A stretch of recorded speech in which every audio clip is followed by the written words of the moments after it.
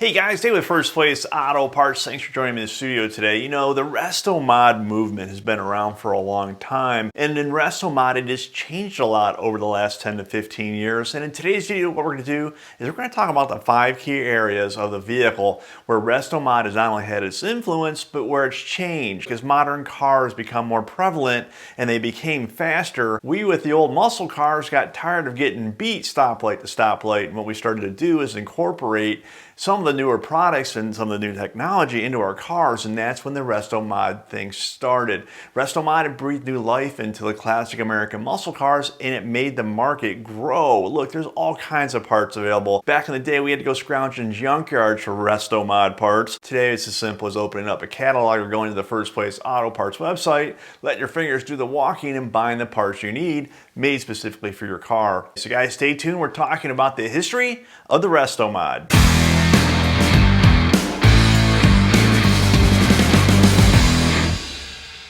The Resto Mod movement, well, it started in the 1980s, and some of you may remember the car magazine Carcraft, and they had a thing called Real Street Eliminator, where they put cars that could be driven every day, but that were better than they were when they were manufactured back in the 60s and early 70s with modern parts. It was really what's considered to be the birth of the Resto Mod. And look, back in the 80s, we didn't know anything such that was called Resto Mod. All we knew is we were getting tired of getting beaten by the 5-liter Mustangs, the Pontiac Trans Ams, and the Camaro Z28s, and especially the C4 Corvette. And one of the first places that the Resto Mod theme really started to take place, where we started to adapt stuff from the late model vehicles, was in the brakes. There was nothing nostalgic about trying to stop a classic American muscle car with 4-wheel drum brakes, especially if they were manual brakes.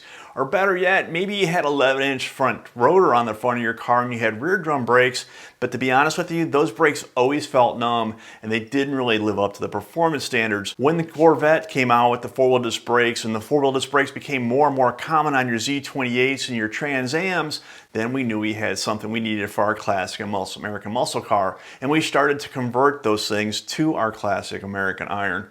And the 11-inch front rotors, and then ultimately the rear disc brakes as well, became commonplace. Today, in regards to Resto Mod, gosh, guys, we got 12-inch rotors, we got some bigger rotors than that, we got drilled and slotted rotors, we got aluminum calipers, we've got 4- and 6-piston calipers that were being grafted onto these Resto Mod cars, all which help with the braking.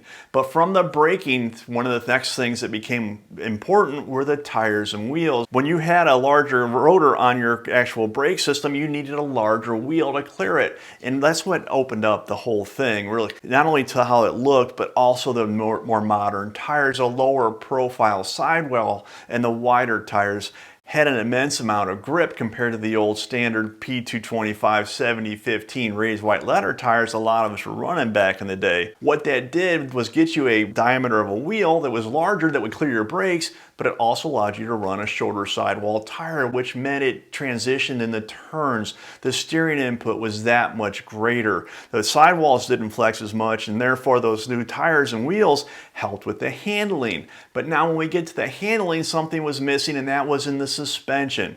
Now you've improved the ability to stop and to turn, but what you had was a car that still tended to dive or be nose heavy under braking, or would hop around a lot, and that led to the suspension. Now from the brakes to suspension, things that became apparent were larger sway bars. We used to use rubber bushings in our control arms. Polyurethane became very popular, but now you've got a lot of manufacturers that specialize in bringing Resto Mod type suspension. Not only did it get the center of gravity down because it lowered the vehicle, but it stiffened things up. So you can see along the way, one simple improvement led to another, and then from those two simple improvements, we needed something to address the actual handling of the car, and that brought us to suspension and brakes, which leads us up to the powertrain or the drivetrain, and that includes the engine and transmission. Now the hot ticket back when we were getting started with Resto Mod was a Turbo 400 with a gear vendor's overdrive tacked onto the back of the tail shaft. It fit under a lot of the floor pans and it didn't lengthen the transmission that much. That was overdrive for automatics. The overdrive transmission not only led to reduced engine wear, greater performance because of shorter spread between the gears, but also increased engine longevity because now these things were living at anywhere from 15 to 1800 RPMs on the interstate. as opposed to 3,000 and 3,500 RPMs. And look, motor swaps, they've always been popular. It didn't matter if you're going from a small block to a big block, but with Resto Mod, what took place was these late model engines, especially when you could get these things plentiful from a junkyard as a core, it became very popular. Look, you could take a lot of weight off the nose of a car by transplanting an all iron cylinder head and block, big block Chevy engine and replacing it with an all aluminum block and cylinder headed LS1 engine or LS2, LS3, it doesn't matter. The drivability and the horsepower that were coming out of these late model vehicles, and some of the manufacturers stepped up with the retrofit kits that made it bolt right in. Didn't matter if you needed headers or motor mounts or even the actual computer to tell the engine what to do, it could be done. Now, what's interesting for me is what's kind of old is new again.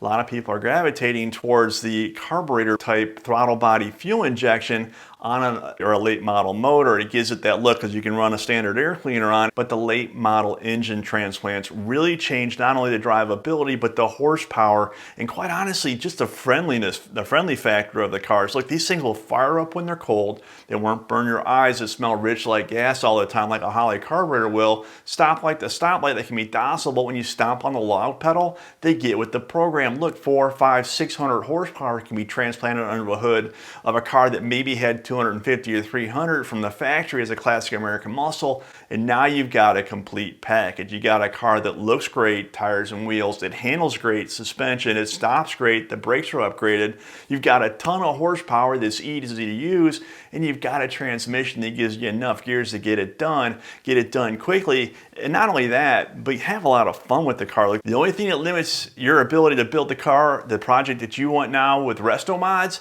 is your imagination. Look, these things, all these parts are available and the cars are really available, and what it does is it keeps our cars alive. Look, trends are what really kept these cars going. New trends, people rebuilding them. It's what the automotive aftermarket supplies parts for. It's what places like First Place Auto Parts sells parts to do, and it's what the builders out in the garages want to build. Look, we want to drive our cars, and the Resto Mod movement, it made all these cars infinitely drivable and a lot more fun on a daily basis or even on the weekends. So I appreciate you watching this video and that little trip down memory lane on the Resto Mod movement. Hopefully you've got your project in your garage and you're working on it this winter.